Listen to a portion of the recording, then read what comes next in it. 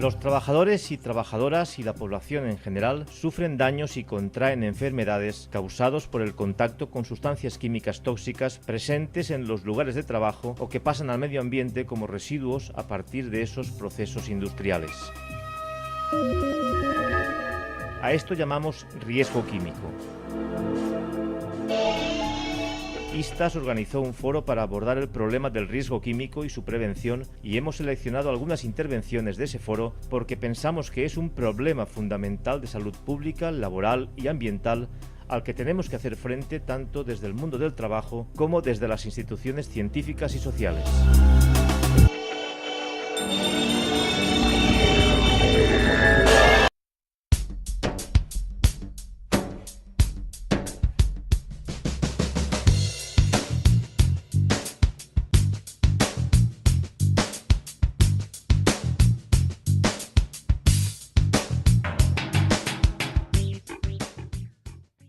Estimaciones muy prudentes señalan que más de 4.000 trabajadores y trabajadoras mueren cada año por enfermedades derivadas de la exposición a sustancias químicas.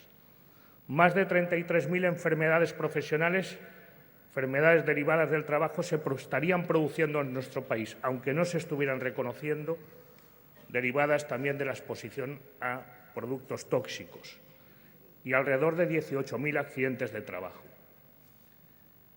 Casi el 50% de los trabajadores de la construcción expuestos a sustancias químicas y más del 42% de los trabajadores y trabajadoras de la industria expuestos a sustancias también químicas. 3,5 millones de trabajadores y trabajadoras expuestos a sustancias cancerígenas en su trabajo. Todos ellos datos que impactan, que señalan la importancia que esto tiene desde el punto de vista, como os decía, sanitario, desde el punto de vista social, desde el punto de vista laboral. También desde el punto de vista ambiental y de la salud pública. Más del 80% de los ciudadanos y ciudadanas respiramos aire que contiene contaminantes por encima de lo que marca la Organización Mundial de la Salud. Miles de muertes se estarían produciendo en las ciudades, en personas que habitan en las ciudades, por exposición a contaminantes ambientales derivados, por ejemplo, y muy fundamentalmente, del tráfico de vehículos. 150.000 sustancias químicas se utilizan en Europa y más de 90.000 de ellas en España. Solamente 141 cuentan con la evaluación, según señala el reglamento REACH, recientemente promulgado por la Unión Europea. Y menos de 800 cuentan con un valor límite ambiental para controlar los contaminantes, para controlar los niveles de exposición en las empresas. Mal abordaje en la prevención de riesgos laborales, escasa información y problemas de control de las administraciones. Este es el horizonte. El sistema que tenemos ahora de evaluación y gestión de riesgo químico es reactivo y no respeta ni la ciencia, ni la innovación, ni la prevención. Y el conocimiento que tenemos durante los últimos 30 años ha crecido mucho y la ciencia y la política, la normativa, no ha crecido igualmente.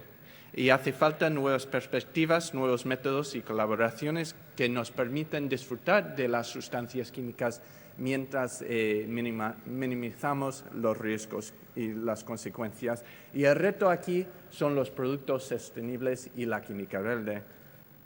¿Cuál es el problema? El problema es un sistema reactivo y hay 3 fallos claves en este sistema reactivo. El primero es el vacío de datos.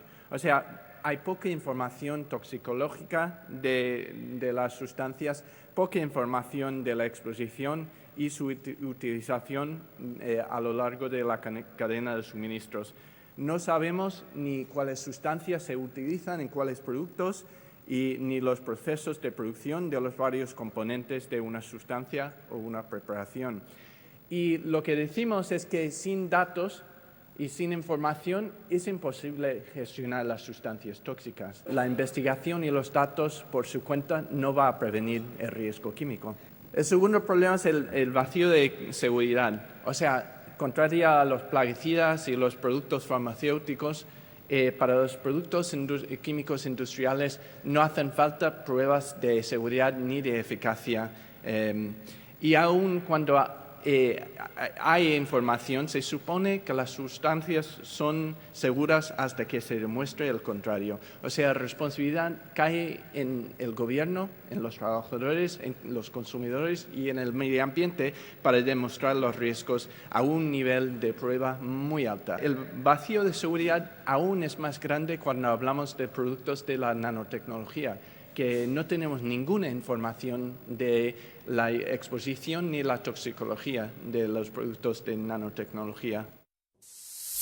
En España, la dimensión de la industria química serían 2.289 empresas fabricantes e importadoras, que fabricarían o importarían unas 90.000 sustancias, aunque en cualquier caso, hasta que no termine el proceso de registro REACH en el 2018, no podremos tener datos fiables. También se desconocen en Europa, al igual que en Estados Unidos, las características peligrosas, tóxicas y ecotoxicológicas de la amplia mayoría de las sustancias. De hecho, de las 146.000 sustancias que he mencionado antes, solo hay evaluaciones de riesgo completas de 141 sustancias. 146.000 en el mercado, 141 con evaluaciones completas. Parece que es habitual que en torno a un tercio de la población trabajadora no haya recibido información sobre los riesgos laborales ni sobre los riesgos químicos, que más de la mitad desconozca prácticamente de manera generalizada cuáles son los síntomas de la intoxicación aguda de los productos que utilizan, o el 70% de intoxicación crónica. No se conocen, prácticamente uno de cada dos, no se conocen las medidas de seguridad cuando se utilizan los productos y la formación no llega a todos los trabajadores. No todos los daños a la salud recogidos o producidos en España se notifican como enfermedades profesionales. El ordenamiento jurídico, que a veces no está muy en relación con el sentido común, también hace que se notifiquen daños a la salud producidos por agentes químicos, se notifiquen como accidentes de trabajo. El concepto de enfermedad profesional es restringido. ¿Esto qué quiere decir? Que determinados daños que todo el mundo entendemos como enfermedad, en nuestro sistema jurídico se notifiquen como accidente y son daños producidos por el contacto, la inhalación de sustancias químicas. En el año 2008 se notificaron 12.539 accidentes de trabajo producidos por contacto o inhalación con sustancias peligrosas. Los estudios científicos disponibles en España, que los hay, no muchos, pero los hay, indican que existe una amplia y variable contaminación humana por compuestos químicos ambientales. Lo de amplia se podría sustituir fácilmente y estrictamente por generalizada. La contaminación de los ciudadanos y ciudadanas en España, como en muchos otros países del mundo, es generalizada, no es excepcional, no es minoritaria. Y lo de variable se podría traducir también por desigual, como veremos dentro de medio minuto. En los pocos estudios que se han hecho en muestras representativas de población general en España y en otros países, pero en el caso concreto de Cataluña, detectamos compuestos como el DDE, el principal metabolito o producto de degradación del plaguicida DDT, en la totalidad, en el 100% de ciudadanos mayores de 18 años. Y algunos policlorobifenilos, como el PCB 180, en el 100% de la población. El DDT, que como decía Dolores se prohibió hace unos 30 años, lo detectamos en el 88% de la población. 30 y tantos años más tarde, el DDT se detectaría perfectamente en más del 88% de los aquí presentes. El hexaclorobenceno lo detectamos en el 98%, el beta-hexaclorociclohexano en el 97% de la población general sana de Cataluña y el gamma-hexaclorociclohexano o lindano en el 40% de ciudadanos. Las concentraciones son relativamente bajas en una amplia mayoría, lo cual significa que en una importante minoría son mucho más altas. Estudiamos solo 19 compuestos, porque la tecnología necesaria es compleja y cara. De los 19, 8, cada uno de 8, se detectó en más del 85% de la población. Y como he dicho, nadie estaba libre de alguno de los 19. En concreto, el 100% de la población general presenta 3 o más compuestos. Hemos calculado que existen aproximadamente un 30% de enfermedades profesionales de las que se reconocen cada año en Europa que están estrechamente relacionadas con la exposición a sustancias químicas. Es decir, que 1 de cada 3 enfermedades está relacionada con la exposición a sustancias químicas en el trabajo. Cada año en Europa se dan 74.000 muertes derivadas de la exposición a estas sustancias químicas peligrosas en el trabajo. En salud laboral tenemos el mismo problema que en todas las ciencias, pero en la ciencia médica en especial, que ha habido una ausencia de investigación específica en la salud de las mujeres que las ha hecho invisibles en muchos aspectos, biológicos, clínicos, psicológicos, sociales, culturales, laborales y medioambientales. Y hasta los años 90, como nos enseñaron que hombres y mujeres eran iguales, pero esta igualdad tiene un gazapo, que es esconder la diferencia, pues dijeron que si estudiábamos un hombre, ya estudiábamos una mujer. Y estudiar las enfermedades y el procedimiento diagnóstico era neutro. Por lo tanto, hay muchos sesgos de género en la medicina. No solo el hecho de que no estén incluidas las mujeres en las cohortes de investigación, que también pasaba en salud ocupacional, sino también que hay muchos problemas de morbilidad diferencial, de condiciones de vida y trabajo que no han sido bien estudiadas. En una revisión de 1.233 trabajos epidemiológicos sobre cáncer ocupacional hasta el año 90, solo un 14% presentaban algún análisis de resultados con mujeres blancas y solo el 2% con mujeres de otras etnias. Solo conocemos lo que se indemniza, que es una triste realidad. En este gráfico podemos observar incluso el aumento dramático en casos de indemnización desde los años 90, mediados de los 90, 95, 97, hasta el 2005. Vemos que ha habido un aumento notable en el número de indemnizaciones debido a enfermedades profesionales. En una encuesta nacional encargado por el Ministerio de Trabajo en el año 2003. Se vio, por ejemplo, que un 13,5% de los trabajadores de empresas privadas están expuestos a 1 o más agentes cancerígenos en su lugar de trabajo. 2,5 millones de trabajadores expuestos a agentes cancerígenos en el trabajo. Y aquí nos atrae la atención el hecho de que el 70% de los trabajadores expuestos son trabajadores manuales.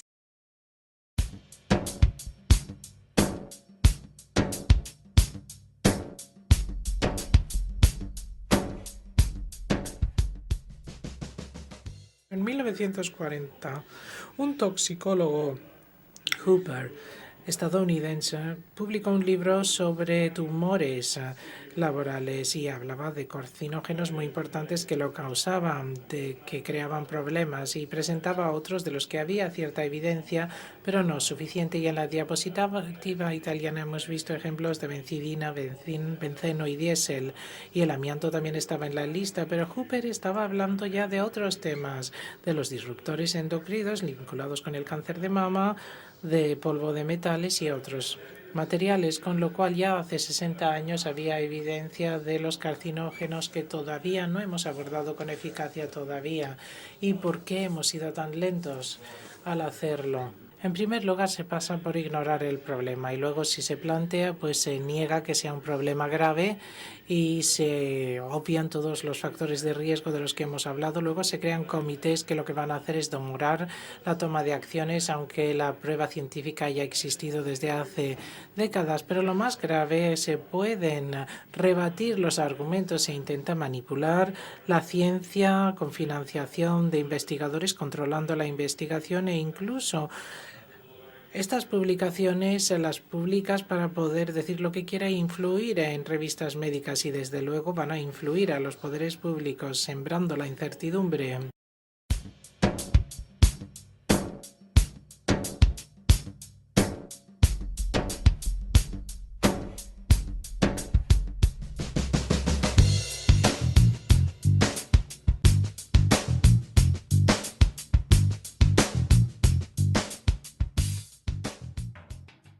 Utilizamos una herramienta principal que se llama la evaluación cuantitativa de riesgos para determinar si hay bastante riesgo para actuar, o sea, si las sustancias requieren o no intervención normativa.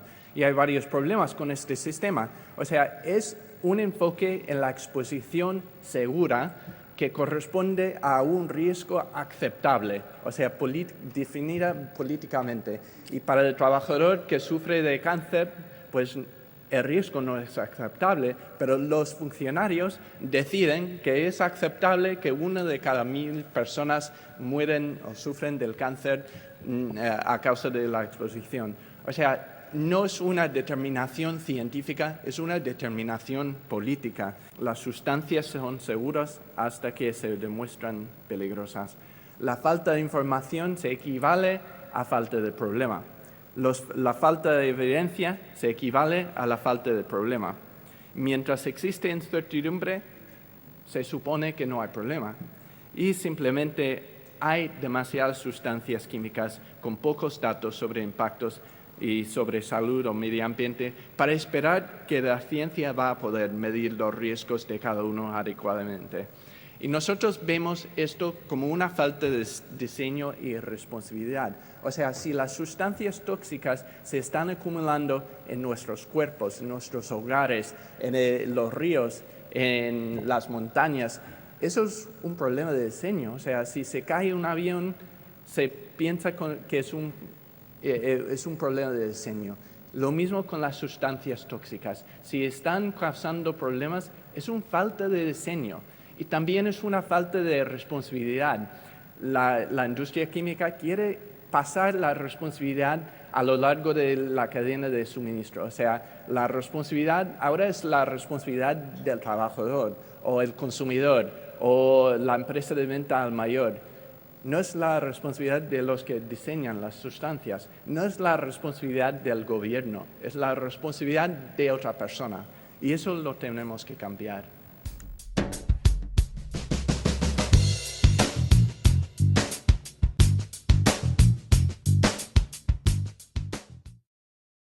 Ahora ya debo decir que el modelo de actuación higiénica, el modelo de actuación preventiva de la higiene industrial ha cambiado.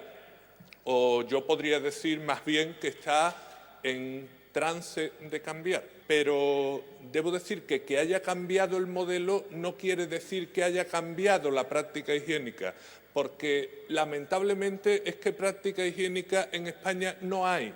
La anterior se murió porque era muy costosa y muy compleja técnicamente, y la nueva, si es que la va a haber, todavía no ha arrancado. Pero al menos en los círculos más informados ya hay un modelo alternativo que va a permitir además superar algunas de estas dificultades que han hecho que esta práctica se muriera. La práctica higiénica tradicional tiene como núcleo la evaluación de la exposición. La evaluación de la exposición, saben ustedes que consta de 2 fases: medir la exposición y compararla con el valor límite. Es decir, medida y valoración. Y el planteamiento es: lo esencial es evaluar la exposición de esta forma, y luego, si y solo si la exposición supera el valor límite, entonces hay que determinar qué medidas preventivas hay que adoptar y adoptarlas. Esto a mí me parece que es muy importante, esta formulación, tal como yo lo veo, es sí y solo sí. El sistema de valores límites se ha convertido en la piedra angular de estas estrategias, a pesar de las limitaciones y de las debilidades que creo que han demostrado a lo largo del tiempo. Y esto ha sido así hasta el punto de que en estos momentos todavía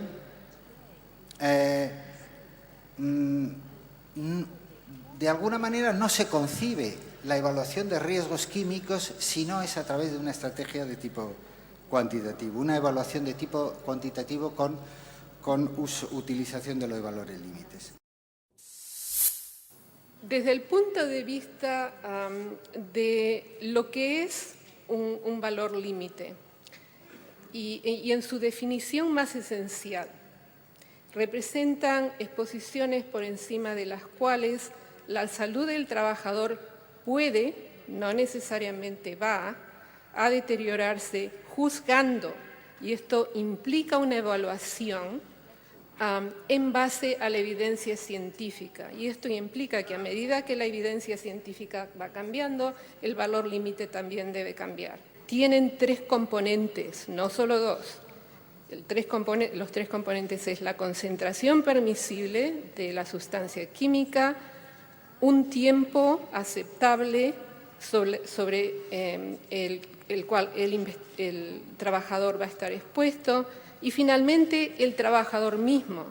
No es solo la exposición y el tiempo, sino el trabajador individual y dónde está trabajando. Por eso a veces hay para una misma sustancia un valor límite que puede cambiar dependiendo de qué industria sea. El valor límite es uno de los medios para alcanzar el fin de prevención, pero no es prevención. Si encontramos que un trabajador no está por encima de un valor límite, eso no quiere decir que estemos preveniendo que pueda desarrollar una enfermedad. Hay una práctica de la prevención que se basa más en la burocratización que no en la finalidad preventiva. Se toma la actividad preventiva, la evaluación de riesgos, como un instrumento y no como un fin y no como un instrumento, que es exactamente lo que nos propone la ley. El objetivo, en la mayoría de ocasiones, no es tener eficacia o calidad o generar una acción, sino cumplir la ley, porque la Inspección de Trabajo, en definitiva, vendrá y será lo que nos pedirá. En la mayoría de ocasiones no se cuenta con los protagonistas. Seguimos teniendo, y en este riesgo, quizá un modelo tecnocrático. En la práctica, todo, y que no en la teoría, que cada vez más en las definiciones se incorpora la necesidad de la participación, pero en la práctica no se ve como una necesidad, sino más bien como una molestia o como un problema, y por lo tanto no acabamos de conseguir tener este espacio. Hay una oposición que en ocasiones responde a ese modelo tecnocrático, pero que en otras ocasiones responde a la necesidad por parte de la empresa de no dejar que los trabajadores y trabajadoras, que en definitiva son protagonistas, puedan intervenir en algo que para ellos es fundamental, que es la organización del trabajo. No tenemos información de calidad. Es habitual que los delegados y delegadas de prevención reciban fichas que son incompletas, que son obsoletas, que no están actualizadas, que no contemplan lo mínimo que tal, que no están en un idioma, y además esa información la reciben después de un periplo absolutamente interminable, puesto que esta información no es transparente. No hay conciencia por parte del empresario, sobre todo el que no pertenece al sector de la industria química, por parte de la empresa, no hay conciencia de los riesgos químicos, de los riesgos derivados de agentes químicos. No hay conciencia y, por tanto, no hay preocupación por ese conocimiento. Usted podrá concertar una o varias especialidades. Dentro de una especialidad podrá concertar una o varias actividades preventivas. Lo que no puede es, dentro de cada actividad preventiva, escoger lo que quiera o excluir lo que considere, como si esto fuera un contrato civil común. Por lo tanto, si se concierta higiene industrial y evaluación de higiene industrial, usted no me puede excluir aquellas mediciones higiénicas que son absolutamente necesarias o imprescindibles para saber lo que está ocurriendo en su empresa. cómo mágicamente desaparecen las enfermedades profesionales y se convierten en contingencias comunes. Bueno, habría que ver casos y tal. De esto se habla, efectivamente. Se está hablando de que no se declaran todas las enfermedades profesionales. Y es cierto, esto es un problema que habrá que resolver, que tenemos que resolver. Pero, ojo, yo como técnico de prevención de la Sociedad de Prevención y en un foro que se llama Retos de la Prevención del Riesgo Químico, a esto, sin quitarle la importancia que tiene, lo que sí que quería transmitiros es que, ojo, se declaren o no, hay que prevenirlas. Y ahí es donde hay que volcar esfuerzos. Que el resto está mal, que no se estén declarando todas, habrá que luchar porque se declaren, ¿no? Y se dé el tratamiento que se tenga que dar. Pero ahí, si se llega a ese punto es porque está fallando la prevención, con lo cual, prevención, hacer prevención. No podemos olvidarnos de un elemento, que es el tema de la necesidad del reconocimiento por una razón que yo creo que además debe ser central, y ahí ya estaba mi propuesta, ¿no? Por una razón de justicia social. En este momento, cuando hacemos la mirada atrás y vemos que hemos avanzado en relación al tema del riesgo químico y cómo hemos conseguido visualizar, no podemos olvidarnos que hemos visualizado a partir del daño que han sufrido trabajadores y trabajadoras y que en definitiva ha supuesto una pérdida de calidad de vida y de su salud, que eso se tiene que reconocer. Los documentos de gestión de la prevención, un sistema de mejora continua, no pueden ser documentos estáticos. Siempre nos olvidamos, en la mesa anterior se ha hecho mención a ello, al seguimiento. Es decir, desde el punto de vista de la inspección, el punto de vista de una empresa no debe valer solo si existe la evaluación, si existe la planificación, sino el seguimiento de las actividades preventivas, que está al mismo nivel que el resto de las obligaciones. La prevención de las enfermedades profesionales es algo más que el cumplimiento de una normativa. Yo recuerdo aquí que el artículo 14 de la Ley de Prevención de Riesgos Laborales dice que se está obligado a tomar las medidas necesarias, vengan o no vengan en la norma. Las medidas necesarias, concepto jurídico que además ha utilizado últimamente el Tribunal Supremo.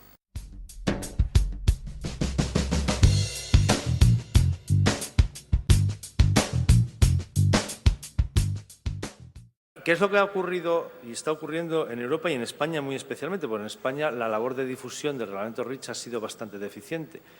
Pues lo que ha ocurrido es que las empresas químicas de tamaño grande, mediano, eran conscientes de la aplicación de REACH.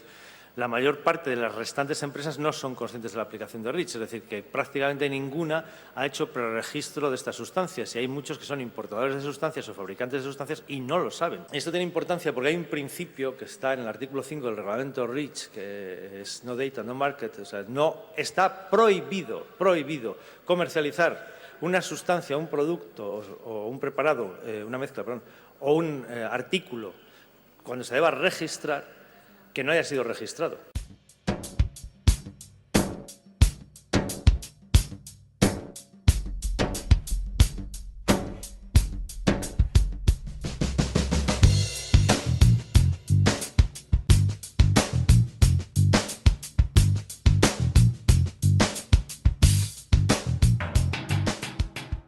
El reto aquí son los productos sostenibles y la química verde. Los usuarios no necesitan las sustancias, necesitan la función, el servicio que aporta esa sustancia. Y si pueden tener esa función a igual función tecnológica, igual de precio, mejor. Si baja los impactos ambientales. Los programas voluntarios son muy importantes para sacar datos sobre sustancias, evaluarlos, programas de prevención.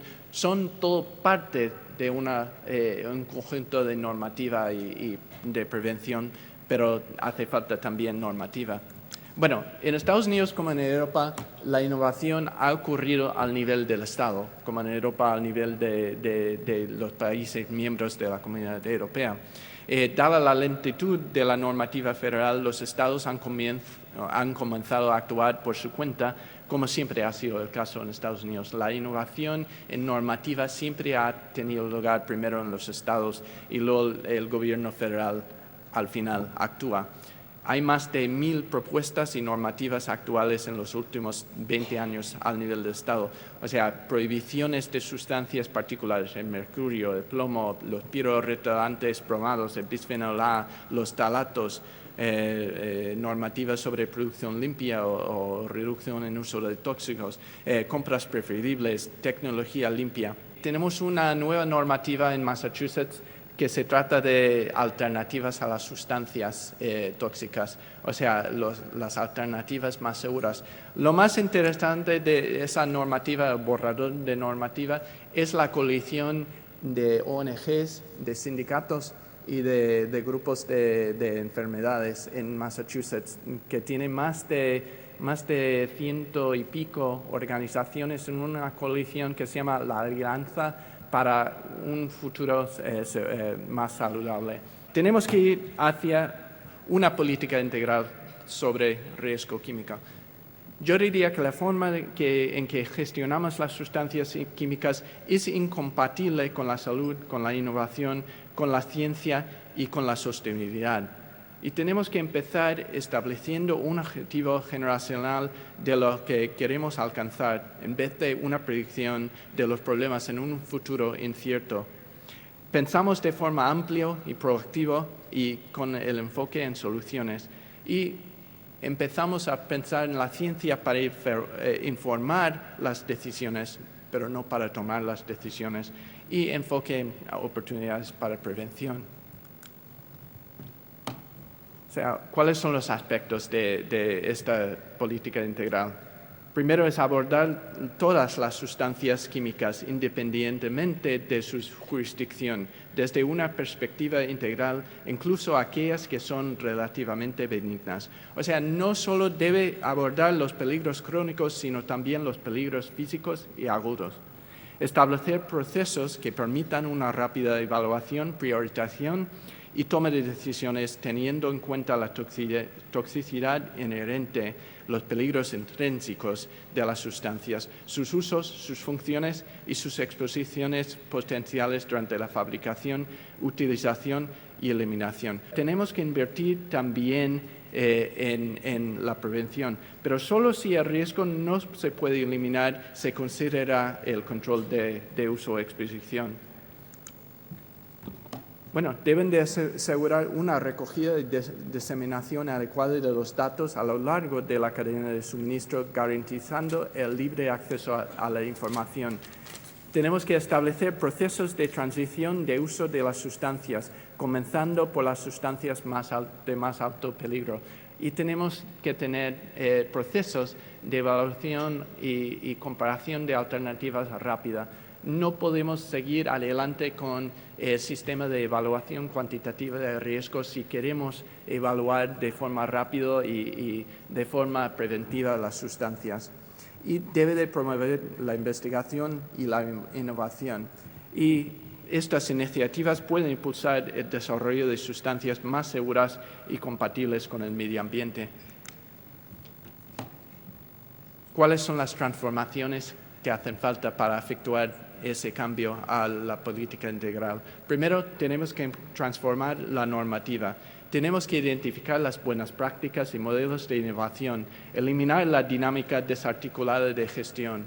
Tenemos que controlar las fuentes basadas en productos por el rediseño. O sea, en vez de intentar controlar las exposiciones de los productos, tenemos que rediseñar los productos.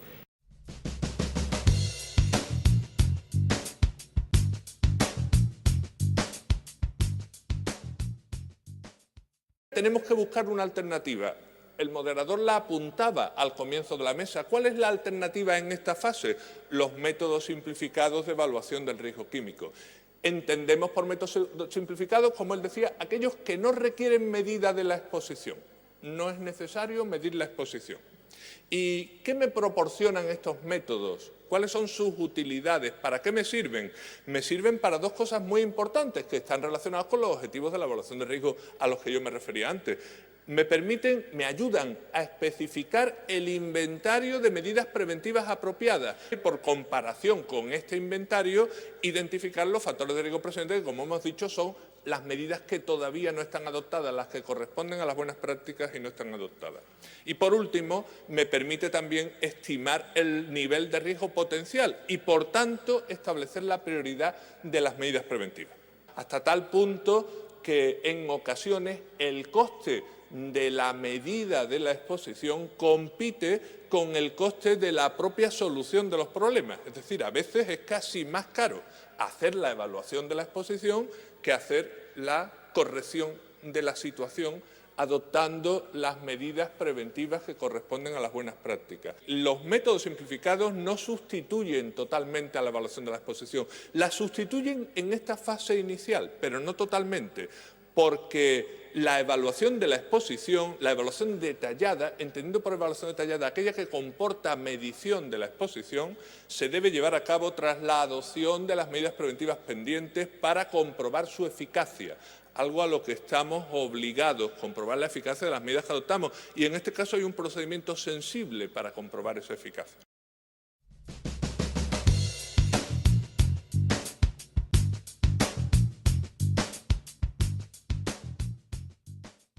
Es fundamental que no adoptemos enfoques individualistas, que no privaticemos los riesgos químicos, todo lo contrario, que organizaciones como estas se opongan con rotundidad a estos ejemplos de privatización, de medicalización, de biopolitización de los riesgos químicos, para incentivar con mucha más ambición política, porque si no lo hace ISTAS, pocas otras organizaciones en España lo harán, y quizá en el mundo, políticas, si me permitís el pleonasmo, políticas auténticamente poblacionales, porque aunque parezca un contrasentido, existen muchas políticas individuales que lo que intentan es responsabilizar a los individuos exclusivamente o incluso culpabilizar a las víctimas. Pedimos más políticas causales, más políticas que actúen sobre las causas de la contaminación química, del riesgo químico, y no tantas políticas de consecuencias y de paños calientes. Es que hay pruebas y evidencia científica sólida en una serie de campos sobre una serie de sustancias y procesos y, por lo tanto, lo que tenemos que hacer es tomar acciones y el primer paso tiene que ser la prevención. Habrá campos en los que no hay suficientes datos científicos y sí que habrá que seguir investigando. No obstante, hay investigación suficiente para hacer las cosas ya.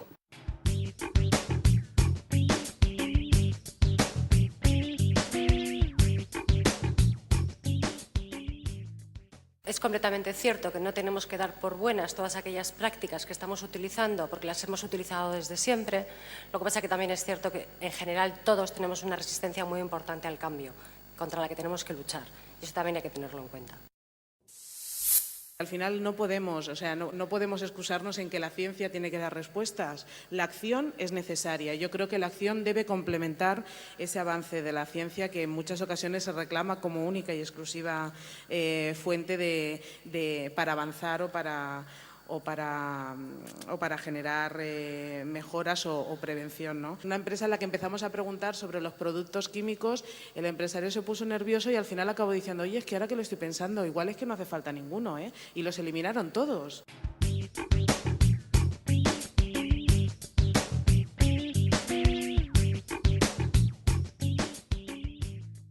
Las enfermedades profesionales son una calificación de seguridad social.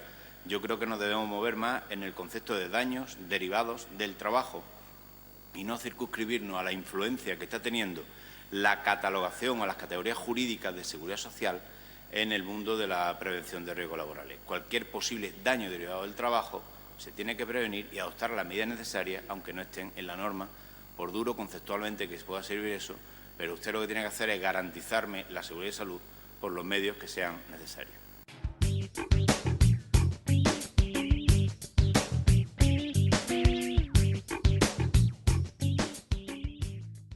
El cáncer es también una enfermedad centinela, es decir, que es una enfermedad a la que la gente le presta atención.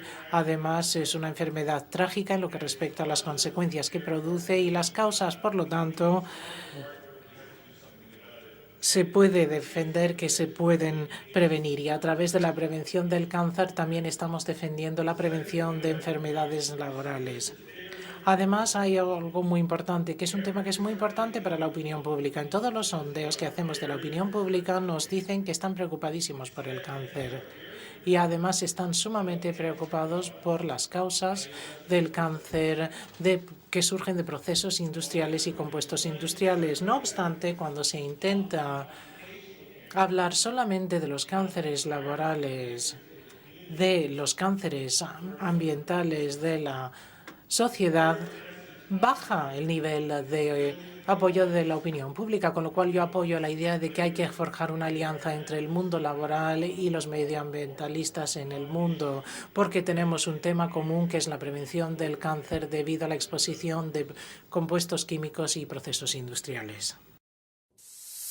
Los ONGs también tienen varias acciones. La preocupación sobre la acumulación de las sustancias en los hogares y la sangre y los impactos ha motivado al público y a los ONGs para enfocarse en la química más segura. En Canadá hay una fuerte coalición de ONGs y trabajadores enfocado en la prevención y esa coalición ha existido durante 20 años.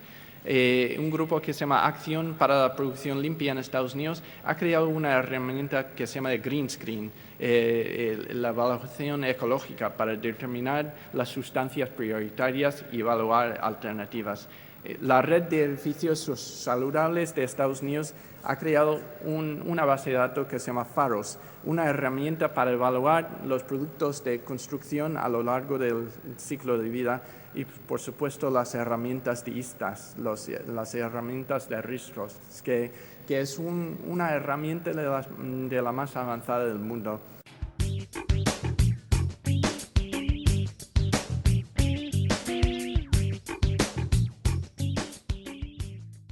Creemos que debemos elaborar en España una estrategia para la prevención del riesgo químico. La elaboración de una estrategia siempre es menos que una ley, pero sí tiene una serie de virtudes que yo creo que necesitamos.